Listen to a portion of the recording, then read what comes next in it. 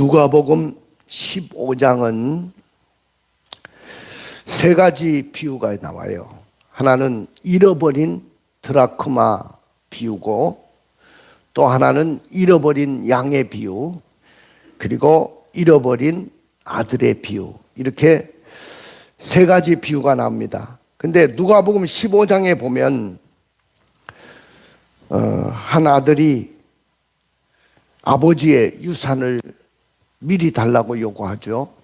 그리고 그 유산을 가지고 집을 나섰다가 나중에 그 아버지의 유산을 받아가지고 먼 나라에 갑니다. 먼 나라에 가서 많은 사람들과 함께 어울리고 마시고 즐기고 그러면서 허랑방탕한 세월을 보내게 되는데, 나중에는 모든 것을 다 잃어버리고 먹을 것도 없는 그런 상황이 되어서 내가 이제 아버지 집으로 돌아가야 되겠다. 우리 집에는 많은 품꾼들이 많은데 나는 이곳에서 이렇게 추려 죽는구나. 그러면서 아버지 집으로 돌아가려고 하는 그 마음을 갖게 되죠. 그래서 오늘 우리가 읽은 이 본문의 이 비유는 주님이 주의 말씀을 전할 때 많은 비유를 들어서 말씀하시는데, 비유 중에 비유라고 말씀할 수 있어요. 학자들에 의하면 세상에서 가장 위대한 단편 그런 글이라고 우리에게 말씀하고 있습니다. 만약에 주님께서 이 말씀을 주시지 않았더라면 우리는 아직도 이 하늘의 아버지를 오해하고 영영 아버지께로 돌아오지 않았을지도 모릅니다. 우리가 잘못하면 그 아버지는 용서하지 않는 아버지, 또 사랑하지 않는 아버지로 우리가 오해할 수밖에 없는 그런 상황이었는데, 오늘 이 비유를 통해서 우리 아버지는 사랑이 넘치고 또 우리에게 모든 죄가 있고 허물이 있지만은 용서하는 아버지라는 사실을 우리에게 말씀하십니다. 그래서 오늘 저는 여러분들과 함께 우리를 기다리시는 아버지의 사랑을 여러분들이 알게 되기를 주님의 이름으로 축복합니다. 근데 오늘 이 본문을 통해서 보면 왜 아버지는 아직도 거리가 먼데 돌아오는 아들을 보자마자 급하게 달려갔을까요? 여러분들, 이 시대에 많은 사람들이 살고 있는데 이 시대를 살아가는 우리가 회복해야 될 정체성은 과연 뭐라고 생각합니까? 그래서 오늘 저의 설교 제목은 한번 따라해 봅시다. 아들의 정체성을 회복시켜 주신 아버지. 다시 한번, 아들의 정체성을 회복시켜 주신 아버지입니다. 자, 그러나 오늘 집을 나갔던 이 아들은 스스로 아들의 정체성을 회복하기가 어렵습니다. 왜 그럴까요? 오늘 이 아들은 아버지의 재산을 가지고 다 낭비했어요. 그리고 돌아올 때는 정말로 불효막심한 죄인의 모습으로 돌아왔어요. 그렇기 때문에 오늘 이 아들은 자기 스스로 아들의 정체성을 회복하기가 굉장히 어렵습니다. 자, 누가복음 15장 13절을 읽어볼까요? 시작. 그 후에 며칠이 안 되어 둘째 아들이 재물을 다 모아가지고 먼 나라에 가 거기서 허랑방탕하여 그 재산을 낭비하더니. 자, 아버지로부터 재산을 미리 상속받은 둘째 아들은 그 재산을 가지고 먼 나라에 갔어요. 그런데 며칠이 지나지 않아가지고 다 아버지 재산을 다 날렸어요. 근데 떠나기 전에 물려받은 재산 중에 부동산을 처분하고 막 주식도 처분하고 다 현금화 해가지고 그 돈을 가지고 먼 나라로 가가지고 결국은 아버지의 재산을 다 허랑방탕하는데 다 쓰고 말았습니다. 그러면 우리가 참 의문되는 게 뭐냐면은 왜 이 아들이 그토록 아버지의 품을 떠나고 싶었을까요? 여러분들, 오늘 이 아들은 왜 아버지의 품을 떠났을까요? 아들이 허랑방탕하게 해서 아버지를 떠난 것은 아닙니다. 며칠이 되지 않아서 아버지의 품을 떠나 먼 나라로 간 것을 보면 왜 그가 그토록 재산의 분깃을 달라고 했는지를 우리는 알 수가 있어요. 아버지의 품을 떠나 살기 위해서 재산을 미리 상속받았던 겁니다. 오늘 이 아들의 간절한 소원은 뭐냐면은 아버지의 품을 떠나 사는 거예요. 어떻게 하면 아버지의 품을 떠나서 살까? 그건 아버지를 멀리 떠나가야 되잖아요. 그러려면 돈이 있어야 되고, 그렇기 때문에 먼저 아버지의 재산을 상속받게 해달라고 아버지에게 요구했던 것입니다. 그러니까 아버지의 품을 떠나 살고 싶다는 말은 무슨 말이냐면 아버지의 간섭을 이제부터 받지 않고 살고 싶다는 그런 말이거든요.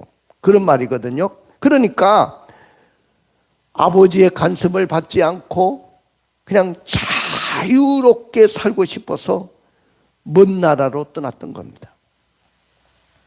가까운 곳에 있으면 자꾸 찾아오고 또 아버지가 찾아오고 엄마가 찾아와가지고 간섭을 받게 되니까 아예 아버지가 찾아올 수 없는 먼 나라로 떠났던 것이죠. 그러니까 아버지의 지시를 받지 않고 자기 마음대로 인생을 살고 싶었기 때문입니다.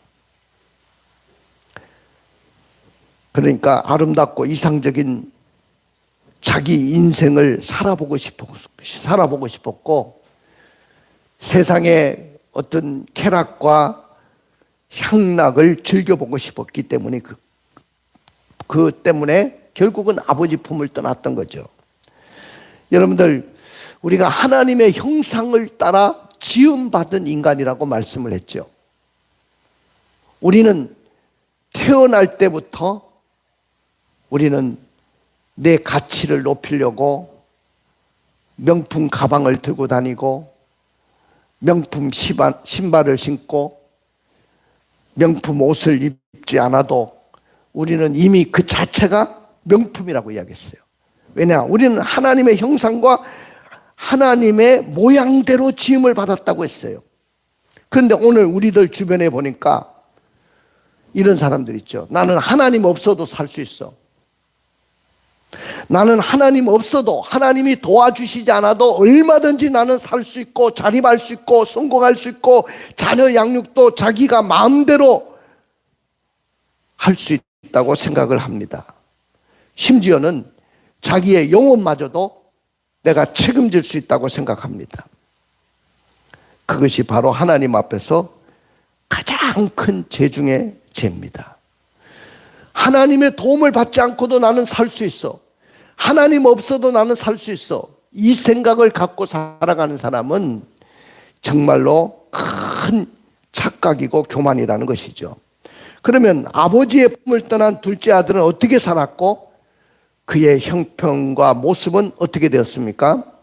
자신의 모든 재산을 다 방탕하는데 낭비하고 말았어요. 누가복음 15장 13절을 읽어보세요. 그 후 며칠이 안 되어 둘째 아들이 재물을 다 모아가지고 먼 나라에 가 거기서 허랑방탕하여 그 재산을 낭비하더니. 보십시오. 그 후 며칠이 안 돼가지고 둘째 아들이 재물을 다 모아가지고 먼 나라에 가 거기서 허랑방탕하여 그 재산을 어떻게 했어요? 낭비했다 그랬습니다. 허랑방탕하는데 아버지의 그 상속받은 재산을 다 써버렸어요. 먹고 싶은 거 마음껏 먹고 즐기고 싶은 거 마음껏 즐기고, 그러다 보니까 짜릿한 즐거움도 있었어요. 찰나적인 기쁨도 있었어요. 여러분들, 죄를 짓는 일에는 낙이 있습니다. 그러니까 죄를 짓는 것이지, 재미가 없으면 죄를 짓겠습니까? 근데 여러분들, 여기 허랑방탕하여 그 재산을 낭비하더니 라고 했는데, 어떤 영어 성경에는 이 말을 이렇게 번역했어요. 거칠게 생활했다. 거칠게 생활했다. 규모 있고 절제 있는 생활을 해야 되는데, 마치 고피 불린 망아지처럼 마구 재산을 막 써버렸다는 거죠. 오늘 30절에서 보니까 큰 아들이 말하는 것처럼 아버지의 돈을 청기와 함께 다 날려버렸다고 했어요. 가니까 생전 모르던 친구들도 사귀게 되고, 술집에 드나들면서 인생을 즐겼습니다. 하룻밤에 몇십만 원씩 하는 위스키를 마시고, 술집 아가씨와 함께 어울려가지고 헛되고 헛된 육체적인 쾌락을 누리면서 재산을 물쓰듯이 다 낭비해버렸어요. 자, 근데 이 아들이 원래 그런 사람이 아니었어요. 아버지의 영향을 벗어나가지고 방종하고 부절저한 삶을 살기 시작하면서부터 아버지 재산을 다 허비하고 좋은 습관을 다 버리고 말았던 것이죠. 여러분들, 우리는 에덴 동산에서 영원한 복락을 누리며 동산에 있는 모든 것은 아버지께서 다 주셨어요. 거기에는 행복이 있었고 즐거움이 있었고 만족함이 있었습니다. 그런데 그들이 그렇게 행복하게 사는 것을 아주 못마땅하게 여기고, 또 그들을 유혹하는 유혹의 장본인이 있었죠. 바로 마귀입니다. 마귀가 찾아와 가지고 하나님이 이 낙원 가운데 있는 모든 것은 다 너가 임의로 먹고 네가 임의로 해도 되지만은, 그러나 선악을 알게 하는 나무의 실과만은 절대로 먹지 마라. 먹는 날에는 반드시 죽을 것이다 그랬어요. 그런데 마귀는 찾아와서 먹어도 죽지 않는다. 눈이 밝아져서 하나님과 동등하게 될 것이다. 그러면서 영적으로 유혹했을 때 결국 선악과를 따먹는 그 순간부터 오늘 인간은 하나님으로부터 영적으로 분리되는 그런 상태가 됐습니다. 사랑하는 성도 여러분, 우리는 죄인이기 때문에 아들의 정체성을 회복하기가 너무 어려운 상태에 빠져들게 됐습니다. 두 번째는 왜 아들의 정체성을 회복하기가 어려우냐면은 아들의 신분과 지위가 땅에 떨어졌기 때문에 그렇습니다. 여러분들, 아들의 그 신분이 있잖아요. 누구의 아들이라는 신분. 그 다음에 그 아버지 집에는 수많은 종들이 있는데 아버지의 아들이고 황태자기 때문에 많은 종들을 부릴 수가 있어요. 그런데 그 지위가 하루아침에 땅에 떨어졌어요. 아들의 신분도 아들로서의 지위도 다 떨어졌어요. 한번 볼까요? 누가복음 15장 14절부터 19절을 읽어보겠습니다. 다 없앤 후 그 나라에 크게 흉년이 들어 그가 비로소 궁핍한지라 가서 그 나라 백성 중 한 사람에게 붙여 사니 그가 그를 들러보내어 돼지를 치게 하였는데 그가 돼지 먹는 쥐염 열매로 배를 채우고자 하되 주는 자가 없는지라. 이에 스스로 돌이켜 이르되 내 아버지에게는 양식이 풍족한 품꾼이 얼마나 많은가. 나는 여기서 주려 죽는구나. 내가 일어나 아버지께 가서 이르기를 아버지, 내가 하늘과 아버지께 죄를 지었사오니 지금부터는 아버지의 아들이라 일컬음을 감당하지 못하겠나이다. 나를 품꾼의 하나로 보소서 하리라 하고. 자, 재산을 다 없앤 후에 그렇게 나옵니다. 아버지 재산이 미리 상속을 받았지만은 그 재산이 어마어마한 재산이었습니다. 근데 그 어마어마한 재산을 하루아침에 다 어떻게 했어요? 탕진했어요. 허랑방탕한 삶에 다 없앴습니다. 그 재산을 다 없앤 후에 어떤 일이 일어났습니까? 그 땅에 큰 흉년이 들었어요. 흉년이 들은다는 것은 그 당시에 살아가는 평민들, 서민들이 가장 타격을 받는 거예요. 먹을 것이 없어요. 굶주린 수밖에 없습니다. 근데 더군다나 타국에서 온 이 아들은 얼마나 고통스러웠겠습니까? 살아남기 위해서 남의 집에 붙여가지고 돼지를 치게 됩니다. 근데 이 돼지에게는 지엄 열매라는 열매를 먹이는데 그 돼지가 먹는 지엄 열매조차도 자기가 먹을 수가 없었다. 얼마나 그 굶주림 속에서 그냥 아들의 신분, 아들의 지위가 완전히 땅에 떨어진 거예요. 자, 야, 돼지도 먹을 것이 없는데 네가 왜 이거 먹으려고 하냐고 주인이 야단을 칩니다. 하루아침에 부잣집의 아들이 완전히 그 권위가 무너지고 말았어요. 그의 아들의 신분이 땅에 떨어졌어요. 그때 돼지가 먹는 지엄 열매로 배를 채우고자 했지만 주는 자가 없고 굶주림 속에서 견딜 수가 없는 상황 속에서 죽을 지경에서 이렇게 이야기합니다. 17절의 말씀을 다시 한번 읽어볼까요? 이에 스스로 돌이켜 이르되 내 아버지에게는 양식이 풍족한 품꾼이 얼마나 많은가. 나는 여기서 주려 죽는구나. 자기가 돌이켜보니까 내 아버지 집에는 얼마나 많은 품꾼들이 많고 종들도 많은데 그들도 다 밥을 먹고 사는데 나는 이 땅에 와가지고 이렇게 굶주려서 죽게 되었구나. 굶주림에 죽을 지경에 떨어지게 됩니다. 사랑하는 성도 여러분, 사랑하는 아버지 하나님의 품 안에 있을 때만 여러분들은 만족한 존재가 될 수가 있는 거예요. 아버지의 품을 떠나는 그 순간부터 우리는 그때부터 행복을 잃어버리는 것입니다. 그때부터 우리는 비참한 상황 속에 빠져들게 되는 것입니다.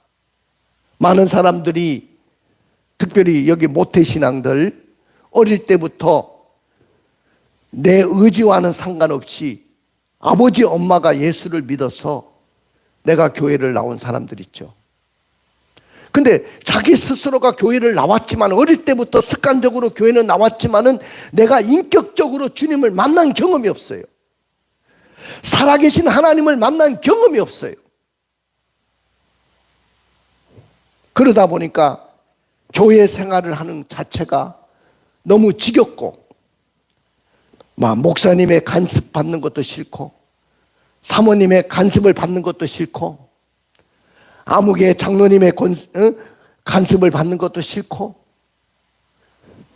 나는 좀 자유롭게 살고 싶다.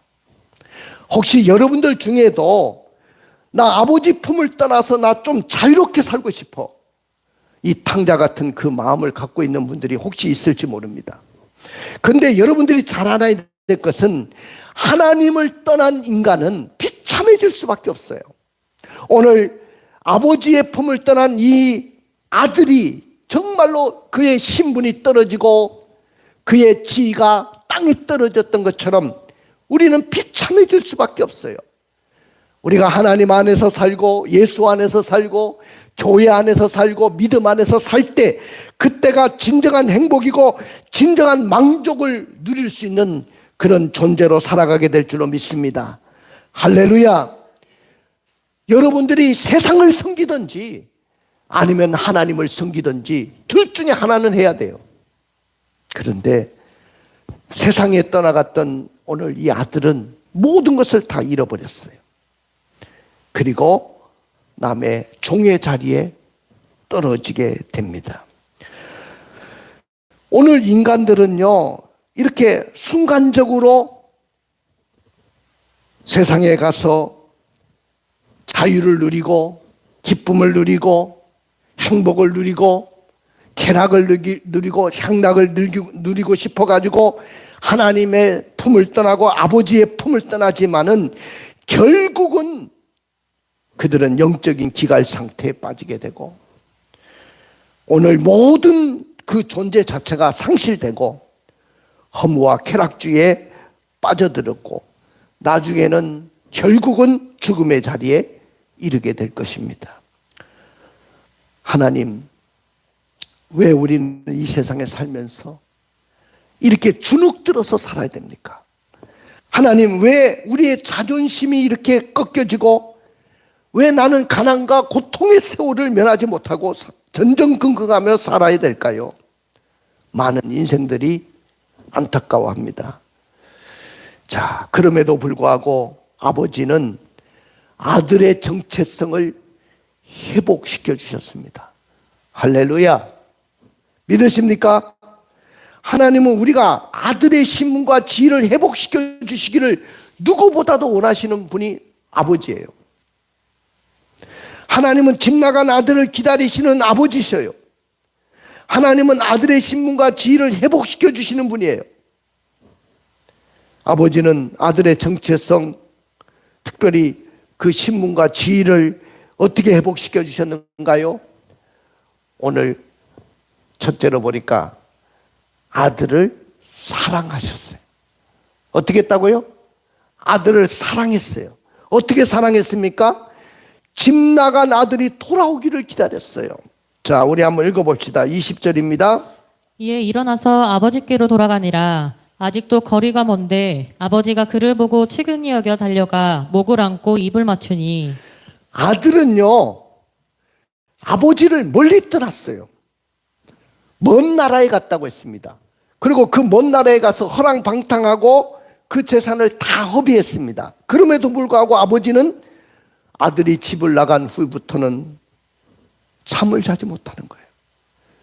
내 자식이, 집을 나간 내 자식이 어떻게 됐을까? 굶지는 않을까? 또 흉악한 자들에게 어떻게 해코지나 당하지는 않았을까? 그날부터 문에 서서 집을 나간 아들이 돌아오기만을 기다리는 거예요. 근데 아버지는 멀리서부터 달려가 아들을 맞이합니다. 그 아들이 돌아올 때 20절의 말씀을 읽어볼까요? 아직도 거리가 먼데 아버지가 보고 측은히 여겨 달려가 목을 안고 입을 맞추니 아버지는 아들이 집을 나간 그 날부터 그 아들을 잊을 수가 없어요. 아들을 위해서 기도합니다. 집을 나간 그날부터 문 밖에 서서 기다렸습니다. 근데 어느 날 남루한 옷을 입고 신발도 신지 못한 채 맨발로 쭉 어깨는 축 늘어져 가지고 힘없이 어떤 사람이 저쪽에서 걸어오고 있습니다. 아버지는 직감적으로 내 아들이구나 그 생각이 들었어요. 그래서 그 아들에게 막 달려갑니다. 아직 거리가 먼데 멀리서부터 달려가는 거예요. 아직도 거리가 멀다는 말은 오늘 문 밖에서 집을 나간 아들을 기다리던 그 아버지가 멀리서부터 달려오는 아들을 직감하고 맞이했다는 것이죠. 여러분들, 성경에 보면 하나님이 조급하신 분이 아니에요.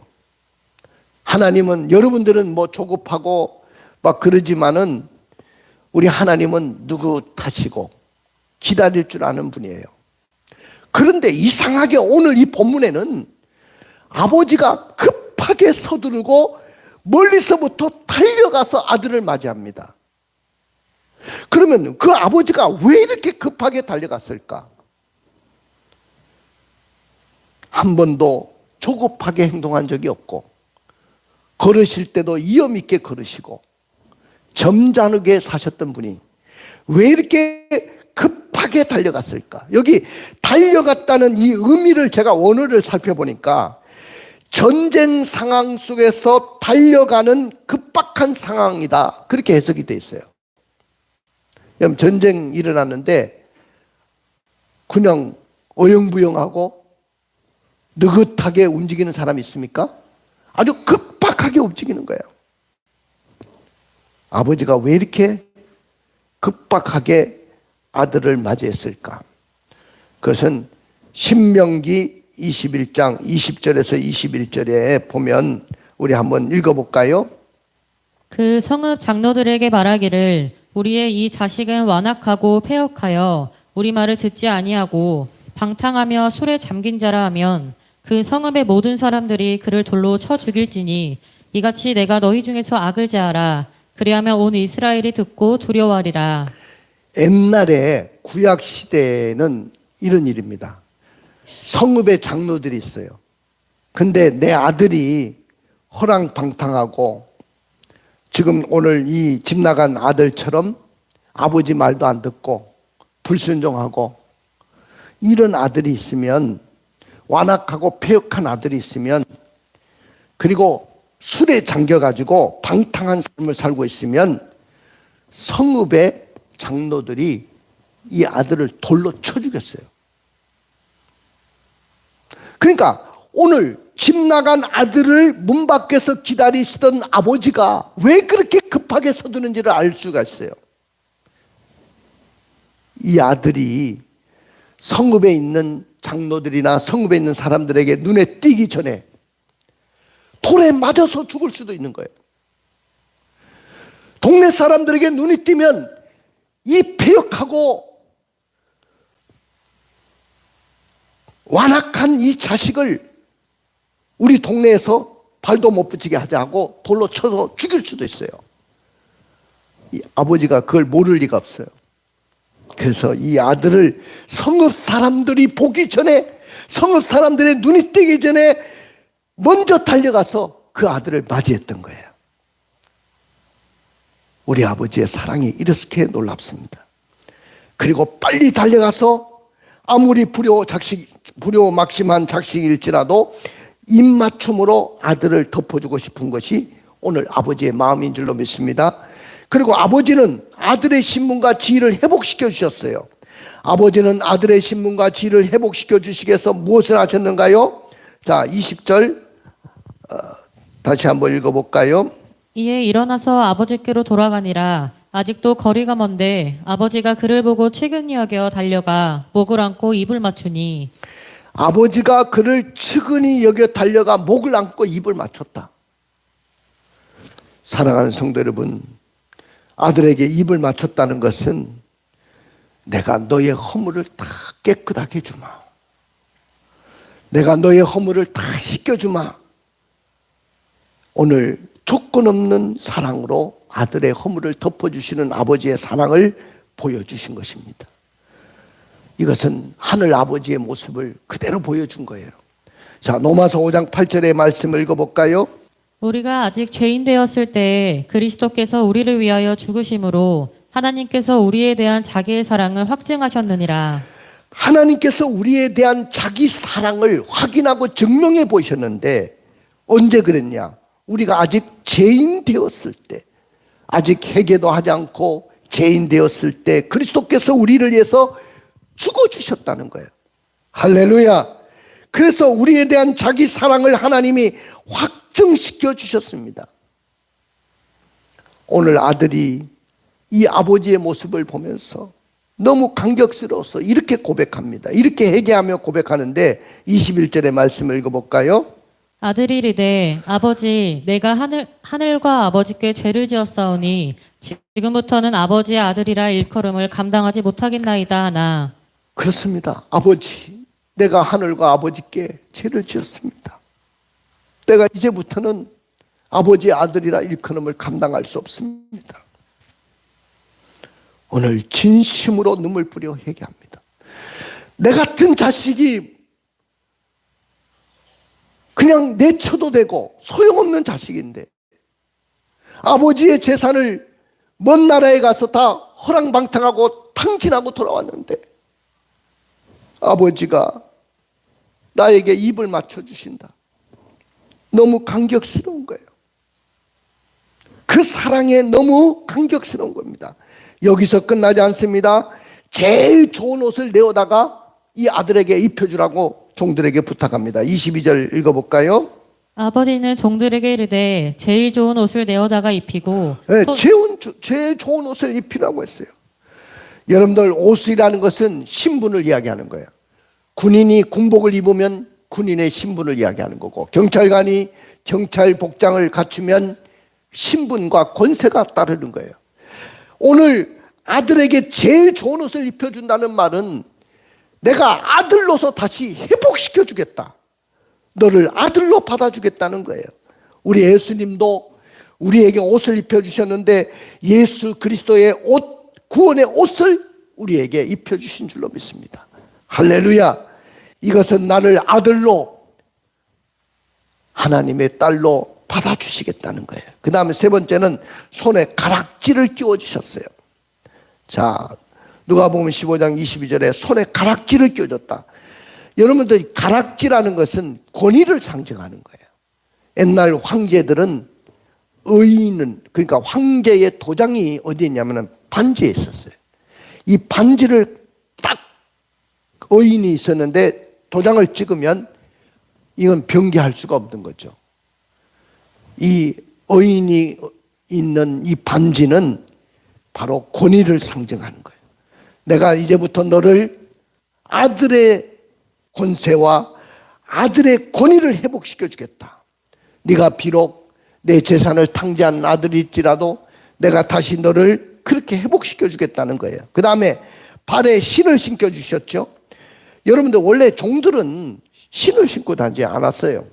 그러니까 이 탕자도 돌아올 때 신을 신지 않고 돌아왔죠. 다시 신을 신겨 주셨다는 말은 바로 돌아온 탕자를 더 이상 종이 아니고 내 아들로 받아주셨다는 것이죠. 내가 예수 그리스도 안에 있으면 율법으로부터 우리는 자유함을 얻고 복음 안에서 자유함을 누리게 될 줄로 믿습니다. 여러분들, 생명의 성령의 법 안에서는 우리는 다 자유한 사람이 된 거예요. 그리고 마지막에 보니까 잔치를 베풀어 주십니다. 아들이 돌아왔는데 허랑방탕하고 모든 재산을 탕진하고 돌아온 아들에게 제일 좋은 옷을 입혀드리고 손에 가락지를 끼워주고 신발을 신겨주고, 거기서 끝나지 않습니다. 살찐 송아지를 잡고 동네 사람들을 불러서 잔치를 벌여줘요. 자, 우리 23절 24절을 읽어볼까요? 그리고 살찐 송아지를 끌어다가 잡으라. 우리가 먹고 즐기자. 이내 아들은 죽었다가 다시 살아났으며 내가 잃었다가 다시 얻었노라 하니 그들이 즐거워하더라. 여러분들, 오늘 아버지는 살찐 송아지를 잡아놓고 그의 마음의 상처까지도 다 치유해 주시기를 원하셨어요. 그 마음의 상처가 얼마나 힘들었겠어요. 그 마음의 아픔이 얼마나 힘들었겠습니까? 오늘 마찬가지로 아버지는 지난날 우리가 죄의 종이었는데 우리에게 왕족의 옷을 입혀주시고, 죄의 종이었던 신분에서 자녀의 신분으로 나를 회복시켜 주시고, 탕자에게 급히 달려가 아들의 정체성을 회복시켜주고 싶었던 그 아버지, 그 마음처럼 오늘 그 아버지는 우리들을 아들의 정체성을 회복시켜 주시기를 원하시는 아버지신 줄로 믿습니다. 아들의 정체성이 회복되어지는 자가 받을 복이 뭡니까? 아들로서의 권위가 회복되었습니다. 아들로서의 권세가 회복됐습니다. 상한 마음이 치유를 받게 됐어요. 한없는 아버지의 사랑과 은혜를 누리게 되는 이런 놀라운 역사를 여러분들이 살게 될 줄로 믿습니다. 눈을 감고 가슴에 손을 얹어 보십시오. 사랑하는 성도 여러분, 축복의 주인공이 되려고 하면 결단합시다. 사역의 성공을 위해서 아들의 정체성이 회복되어야 됩니다. 우리의 사역의 현장에도 힘들고 어려움들이 너무 많습니다. 그러나 우리가 아들의 정체성이 회복되어야 사역자의 길을 갈 수가 있어요. 아들의 정체성이 회복되면 한국교회는 모든 것이 회복되고 말 거예요. 오늘 말씀을 듣고 축복의 주인공이 되기를 원하는 여러분들, 이렇게 결단합시다. 진정으로 회개하고 아버지께로 돌아가기로 결단합시다. 책찍 맞고 아파도 아버지 품으로 돌아가기로 결단합시다. 내가 아프고 힘들어도, 내가 실패했어도, 내 속에 상한 감정이 있어도 아버지께로 돌아가기로 결단합시다. 할렐루야.